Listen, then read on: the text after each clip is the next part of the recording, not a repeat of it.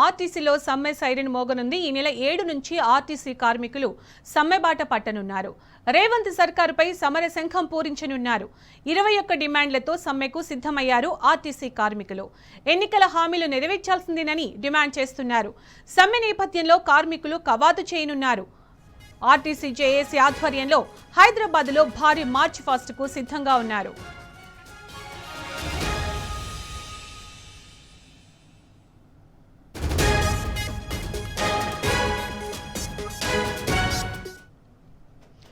RTC కవాతుకు సంబంధించి మరిన్ని వివరాలు మా ప్రతినిధి మహేష్ అందిస్తారు.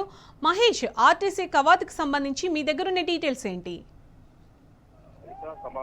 సమస్యలు తీర్చాలంటూ ఆర్టీసీ కార్మికులు గత జనవరిలో సమ్మె నోటీస్ ఇచ్చారు. అయితే ఇప్పటి వరకు రాష్ట్ర ప్రభుత్వం ఇంతవరకు ఆర్టీసీ సమస్యలపై ఎలాంటి పరిష్కారం చూపడంతో ఈ నెల 7 నుంచి ఖచ్చితంగా ఎట్టి పరిస్థితుల్లో కూడా సమ్మెకు వెళ్తామంటూ కూడా ఆర్టీసీ కార్మికులు పట్టుదలతో ఉన్నట్టు కనిపిస్తా ఉంది. ఈ రోజు ఆర్టీసీ కళ్యాణ మండపం నుంచి బస్ స్టాండ్ వద్ద కూడా పెద్ద ఎత్తున కూడా కవాతు నిర్వహించిన పరిస్థితి కనిపిస్తా ఉంది. పెద్ద సంఖ్యలో కూడా ఆర్టీసీ కార్మికులు ఇందులో పాల్గొన్నారు. దాదాపు 7 సంఘాలు కూడా సమ్మె నోటీస్ ఇచ్చాయి. ఈ రోజు ఇప్పటి వరకు కూడా ఎలాంటి స్పందన రాలేదు. అయితే ముఖ్యమంత్రి చర్చలకు సిద్ధమంటుంటారు. మరోవైపు మంత్రి పొన్నం ప్రభాకర్ కూడా చర్చలకు సిద్ధమంటున్నారు. కానీ తమకు ఎలాంటి నోటీసులు ఇవ్వట్లేదు, చర్చలకు పాల్గొనాల్సిందిగా కావాలని ఎలాంటి ఆహ్వానము అందలేదు. అయితే వారు మాత్రమే చర్చలకు మేము రెడీ అని చెప్పుకోవడం ఇది ఏకపక్షంగా ఉందని కూడా ఆర్టీసీ కార్మికులు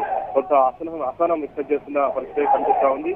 ఇంకా కాంగ్రెస్ పార్టీ ఎన్నికల హామీలో ఇచ్చిన డిమాండ్లనే తాము అడుగుతున్నాం తప్పించి కొంత కోరికలు కోరట్లేదు కూడా ఆర్టీసీ కార్మికులు ఇప్పటికే చెప్తున్న పరిస్థితి కనిపిస్తా ఉంది. ఇక ఆర్టీసీని ప్రభుత్వంలో విలీనం చేయాలి, అటు 2021 వేతన సవరణ కొనసాగించాలి, అంతేకాకుండా కొత్తగా రిక్రూట్మెంట్ చేపట్టాలి. ఎందుకంటే మహాలక్ష్మి పథకం ద్వారా దాదాపు 12 నుంచి 18, 16 గంటలు డ్యూటీ చేయాల్సి వస్తుంది. చాలని జీతాలు కూడా సరిపోవట్లేదు. అటు ఆర్టీసీలో విలీనం చేయడం, ప్రభుత్వంలో విలీనం చేయడం ద్వారా అటు తమకు ప్రభుత్వ ఉద్యోగులతో సమానంగా తగిన గుర్తింపు లభిస్తుందని కూడా ఆర్టీసీ కార్మికులు ప్రధానంగా చెప్తున్న దాదాపు 21 అంశాలతో కూడిన 21 డిమాండ్లతో కూడిన వీరంతా కూడా సమ్మె నోటీసు ఆర్టీసీ యజమాన్యానికి ఇచ్చారు. అయితే ఇప్పటి వరకు కూడా అటు ఎమ్మెల్సీ కోడ్ ఉన్నదని చెప్పించుకోవచ్చు, ఇతర ఎన్నికల కోడ్ సాక్షిగా చూసి ఆర్టీసీ కార్మికులతో రాష్ట్ర ప్రభుత్వం కావచ్చు, ఇటు ఆర్టీసీ యజమాన్యం ఇంతవరకు కూడా ఆ చర్చలకు పిలవలేదు. ఈరోజు ఆ తడపడం తెలుసుకునేందుకు కూడా ఆర్టీసీ కార్మికులు సిద్ధమైనట్టు కనిపిస్తుంది. దాదాపు 7 సంఘాల్లోని కార్మికులంతా కూడా ఈ రోజు పెద్ద ఎత్తున కూడా కవాతు నిర్వహిస్తున్న పరిస్థితి కనిపిస్తా ఉంది. ఇక ఈ నెల 7న ఖచ్చితంగా సమ్మె చేసి తీర్థం సమ్మెలోకి వెళ్తామంటూ కూడా చెప్తున్న పరిస్థితి కనిపిస్తుంది. 7న అంటే దాదాపు అర్ధరాత్రి 6 తారీఖు అర్ధరాత్రి నుంచి కూడా సమ్మెలోకి వెళ్తామంటూ కూడా ఆర్టీసీ కార్మికులు కరాఖండిగా చెప్తున్న పరిస్థితి కనిపిస్తా ఉంది. మహేష్, ఆర్టీసీ కార్మికులు సమ్మె చేయబోతున్నామని చెప్పిన నేపథ్యంలో, రోడ్లపైకి వస్తున్న నేపథ్యంలో, వాళ్ళ ఎన్నికల హామీలు నెరవేర్చాల్సిందేనని డిమాండ్ చేస్తున్న నేపథ్యంలో ప్రభుత్వం నుంచి ఎలాంటి స్పందన ఇప్పటివరకు రాలేదు. సో నెక్స్ట్ ఏంటంటారు?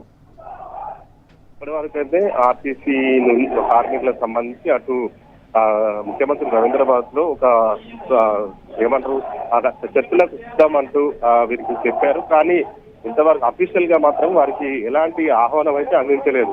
చర్చలకు రెడీగా ఉన్నామని చెప్పడం కాదు, తమకు ఆహ్వానం అందించాలి, ఏ టైంకు చర్చలకు రమ్మంటారు, ఎప్పుడు ఒక వేదిక ఏర్పాటు చేయాలి అని ఆర్టీసీ కార్మికులు తమ పంచపరుస్తున్న పరిస్థితి కనిపిస్తా ఉంది.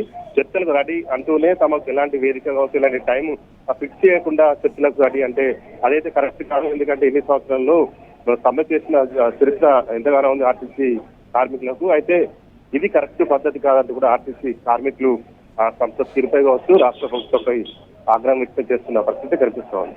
రైట్ మహేష్.